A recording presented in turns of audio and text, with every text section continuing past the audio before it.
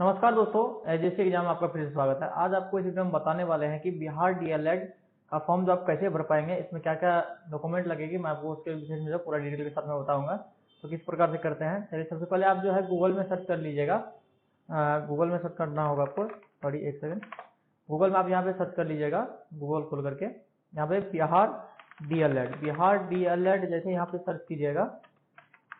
उसके बाद आपको यहाँ पे सबसे पहला वेबसाइट दिख रहा होगा, इस पे आपको क्लिक करना है। क्लिक करने के बाद जो आपको यहाँ पे रजिस्टर्ड एंड न्यू का ऑप्शन दिख रहा है, इस पे आपको क्लिक करना है। जैसे ही क्लिक कीजिएगा, यहाँ पे आपको पहले नाम फिल करना पड़ेगा, आपको फिर कंफर्म नेम फिल करना पड़ेगा, ईमेल आईडी डालना पड़ेगा, मोबाइल नंबर डालना पड़ेगा, पासवर्ड डालना पड़ेगा और कंफर्म पासवर्ड डालना पड़ेगा। यहाँ पे डालने के बाद आपको सिंपली यहाँ पे रजिस्टर का ऑप्शन दिख रहा है, इस पर आपको क्लिक करना है। ठीक है, तो कैसे करते हैं, तो फिर इसको रजिस्टर करते हैं। ठीक है, फिर नेक्स्ट बढ़ेंगे।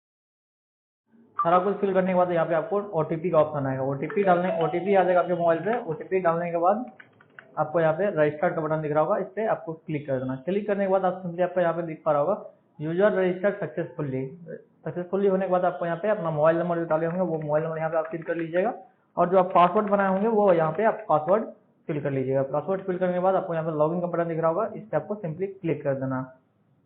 क्लिक करने के बाद जो है आपको यहाँ पे जो है यूनिक आईडी अगर आपके पास होगा तो वो डालिएगा, तो यहाँ पे आपको सारा डिटेल आपको खुल जाएगा। नहीं है तो इसका कोई मतलब नहीं है। उससे यहाँ पे सिंपली जो आपको अपना डिस्ट्रिक्ट जो होगा वो फिल कर लीजिएगा। आपको यहाँ पे निवास अपलोड करना पड़ेगा, यहाँ पे निवास अपलोड का दिख रहा होगा वो फिल कर दिया। यहाँ पे आपको मदर्स नेम डालना पड़ेगा, यहाँ पे आपको फादर्स नेम डालना, मदर्स नेम डालना पड़ेगा। उसके बाद यहाँ पे आपको फादर्स नेम, उसके बाद फिर से आपको री एंटर फादर्स नेम। उसके बाद सिंपली यहाँ पे आपको दिख रहा होगा डेट ऑफ बर्थ यहाँ पे आप फिल कर लीजिएगा। उसके बाद यहाँ पे आपको जो है डेट ऑफ बर्थ फिर से आपको डालना पड़ेगा। यहाँ पे एज जो है आपको ऑटो आ जाएगा। ठीक है, डेट ऑफ बर्थ डालने के बाद उसके बाद यहाँ पे जेंडर आपका जो भी होगा जेंडर फिल कर लीजिएगा। फिर से रीजेंडर का ऑप्शन है वो फिल कर लीजिएगा। नेशनलिटी आपका क्या है वो फिल कर लीजिएगा। आपका कैटेगरी क्या क्या है वो फिल कर लीजिएगा। जैसे जनरल रहिएगा तो यहाँ पे आपको कैटेगरी का सर्टिफिकेट अपलोड करने की कोई जरूरत नहीं है। उसके बाद सिंपली जो है आपको यहाँ पे फिर से एक सेकेंड, यहाँ पे अगर आप ईबीसी में आते हैं तो यहाँ पे आपको सर्टिफिकेट अपलोड करना पड़ेगा। ईबीसी एससी एसटी जो भी होंगे यहाँ पे आपको फिल करना पड़ेगा, अपलोड करना पड़ेगा आपको कैटेगरी सर्टिफिकेट। यहाँ पे जनरल है तो इसको मैं जनरल क्लिक कर देता हूँ। उसके बाद जो आपको अगर आप विकलांग है तो यहाँ पे आपको यस कीजिए, अन्यथा नो कीजिए। यस है तो यहाँ पे आपको विकलांग का जो भी आपको है यहाँ पे visibility disable, hearing disable, mentally disable, locomotor disable, यहाँ पे आपको 4 ऑप्शन है। 4 ऑप्शन में से आपका जो भी होगा वो फिल करने के बाद आपको यहाँ पे सर्टिफिकेट अपलोड करना पड़ेगा। ठीक है, यहाँ पे इसको मैं नो कर देता हूँ।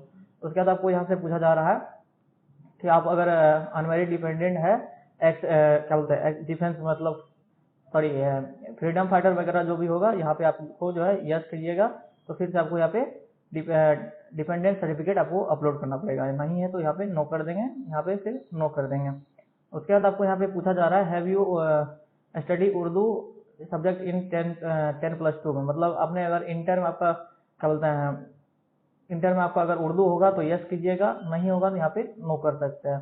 उसके बाद आपको यहाँ फिर से वही चीज पूछा जा रहा है तो इसको भी नो कर देंगे। आपका जो भी होगा आर्ट्स कॉमर्स साइंस क्या है आपका इंटर में वो यहाँ पे आप फिल कर लीजिएगा। फिर से आपको फैकल्टी पूछा जाएगा, फिर से आपको यहाँ पे फिल कर देना है। उसके बाद अगर आपने इंटर अभी पास किया है या नहीं किया है तो आपको यहाँ पे पास किया है तो यस कीजिएगा, अगर नहीं पास किया है अपेयरिंग है तो यहाँ पे अपेयरिंग 2025 डाल करके इसको भर सकते हैं।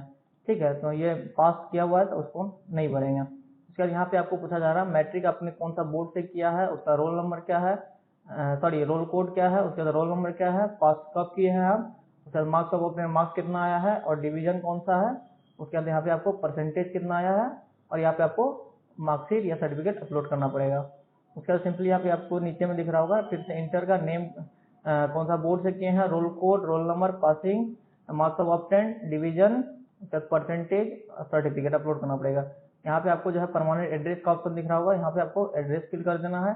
अगर आपका परमानेंट और पोस्टल दोनों एड्रेस अगर सेम है तो यहाँ पे आपको टिक लगा देना है। टिक लगाने के बाद आपको सिंपली यहाँ पे आपको सबसे पहले उसका फोटो और सिग्नेचर, फोटो जो आपको 20 से 100 KB के अंदर में आपको अपलोड करना पड़ेगा। उसका सिग्नेचर भी आपको जो है 10 से 50 KB के अंदर में अपलोड करना पड़ेगा। तो फटाफट से इसको फिल करके आपको नेक्स्ट भर के दिखाता हूँ। उसका सिंपली यहाँ पे आपको सेव का बटन दिख रहा होगा, सेव का बटन पे आपको क्लिक कर देना।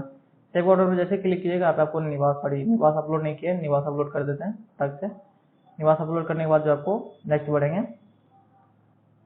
एक सेकेंड, निवास का अपलोड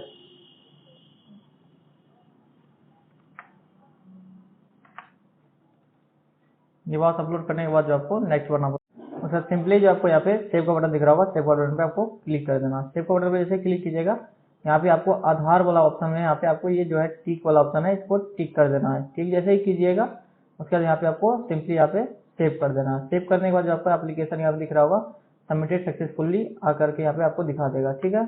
उसके बाद आपको यहाँ पे सिंपली जो है आपको हो गया। उसके बाद यहाँ पे रजिस्टर्ड, यहाँ पे आपको जो सारा चीज आपको बारीकी से मिला लेना है कि क्या आपने इसमें गलती किए हैं, क्या इसका सही किए हैं। यहाँ पे आपको अगर सारा कुछ सही किए हैं तो आपको यहाँ सिंपली यहाँ पे नीचे में पे का ऑप्शन दिख रहा होगा, इस पर आपको क्लिक करना है। क्लिक करने के बाद यहाँ पे आपको एप्लीकेशन का फीस शो कर रहा होगा, तो करने के बाद आपको यहाँ पे पे ब्याज सब पैसा यहाँ पे आपको क्लिक करना है। इस पर जैसे क्लिक कीजिएगा यहाँ पे आप जो है पेमेंट करने के कई मेथड है। यहाँ पे आप जो कार्ड से पेमेंट कर सकते हैं या यूपीएस पेमेंट कर सकते हैं या यूपीआई क्यूआर कोड से या नेट बैंकिंग से। तो यहाँ पे क्यूआर कोड का ऑप्शन क्लिक करने के बाद आपको यहाँ पे सिंपली यहाँ पे क्यूआर कोड के ऑप्शन पे आपको पेमेंट कर देना है, ठीक है। तो यहाँ पे आपने देखा कि पूरा डिटेल के साथ मैंने जो आपको पूरा डिटेल में बताया कि किस प्रकार से आपने बिहार डीएलएड का फॉर्म जो है भर पाएंगे।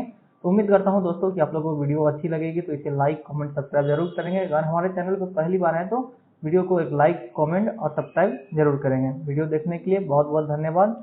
जय हिंद।